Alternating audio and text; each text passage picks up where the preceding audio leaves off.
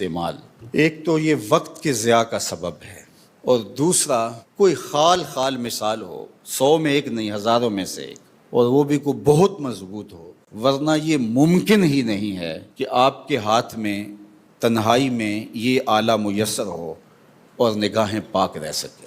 اس لیے اس کو ترک کرنا ہی اس کا علاج ہے، اور بالخصوص جو ان فوان شباب ہوتا ہے، یہ جو 14-15 سال کی جو عمر ہے، حضرت علی المرتضیٰ نے ارشاد فرمایا کہ 15 سال سے لے کر 20 سال تک کی جو عمر ہے، یہ انتہائی اہمیت کی حامل عمر ہے۔ نظریات پختہ اس عمر میں ہوتے ہیں۔ اس عمر کے اندر اس کے ساتھ جو تعلق ہے، اس کے ساتھ جو رشتہ ہے، دیکھو ماں باپ بھولے ہیں، بچہ کہہ رہا ہے میں ریسرچ کر رہا ہوں، بچہ کہہ رہا ہے کہ میں اس کے اوپر بہت کچھ، میری ساری کتابیں اس پہ ہیں، اور ماں باپ سادے ہیں، بھولے ہیں، وہ اس انداز سے نہیں دیکھ سکتے۔ تو یہ تو ماں باپ کر سکتے ہیں کہ اولاد کا ٹائم ٹیبل مقرر کر سکتے ہیں، سونے کا اور جاگنے کا، نگاہ پاکیزہ ہو، نگاہ پاک بین ہو، نگاہ خیر کو، اچھائی کو دیکھنے والی ہو۔ بلکہ تصوف کیا ہے، طریقت کیا ہے، فقر کیا ہے، تو اس پر بہت لوگوں نے بہت کچھ کہا، لیکن اقبال نے 2 لفظوں میں فقر کی تعریف کی۔ ذرا دیکھیے، چیست فقر اے بندگان آب و گل، یک نگاہ پاک بین یک زندہ دل۔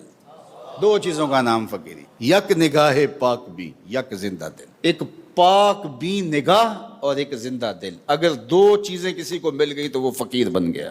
دل گرمے نگاہ پاک بینے، اور آخری بات کہی جان بے تابے۔ یہ آپ کی جد و جہد ہے۔ جب سب کچھ حاصل کر لیتے ہیں تو وہ حاصل کرنے کے بعد عالم بن گئے، مفتی بن گئے، خطیب بن گئے، شاعر بن گئے، ادیب بن گئے، مصنف بن گئے، قاضی بن گئے، سب کچھ بننے کے بعد مغرور بن گئے۔ یہ کیا ہوا؟ سب کچھ حاصل ہونے کے بعد کیا ہوا؟ جان بے تابے۔ اب جان بے تاب ہو گئی، جو آگ مجھے لگی ہے اوروں کو بھی لگ جائے۔ اللہ کے محبوب علیہ السلام پر جب وحی نازل ہوتی تو حضور اپنی زبان کو جنبش دیتے کہ یہ جو میرے سینے میں اترا ہے جلدی جلدی زبان پہ آئے اور لوگوں تک پہنچے۔ تو کیا کہا میرے رب نے؟ لا تحرک بہ لسانک لتعجل بہ، محبوب جلدی نہ کیجئے، جس رب نے دل میں اتارا ہے زبان پر بھی لے آئے گا۔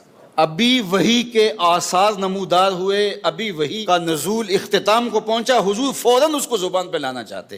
تو حضور کی اس مشقت کو دیکھ کر اللہ فرمایا کہ لا تحرک بہ لسانک، محبوب آپ کیوں تکلف کرتے ہیں؟ یہ محفوظ ہو گیا ہے، جو دل میں آیا اب زبان پہ آ جائے گا۔ تو یہ بے تابی ہے، یعنی علم حاصل کرنا، فنون حاصل کرنا، مرتبہ حاصل کرنا، سب کچھ بننے کے بعد متکبر بن جاؤ، بعد میں مغرور بن جاؤ، بعد میں جھوٹے خدا بن کے بیٹھ جاؤ، بعد میں لوگوں سے ملو بھی تو ایسے ہاتھ دو۔ یہ کیا تم نے تماشا بنایا ہے؟ یہ سب کچھ حاصل کرنے کے بعد آخری بات اقبال نے کہا جان بے تابے۔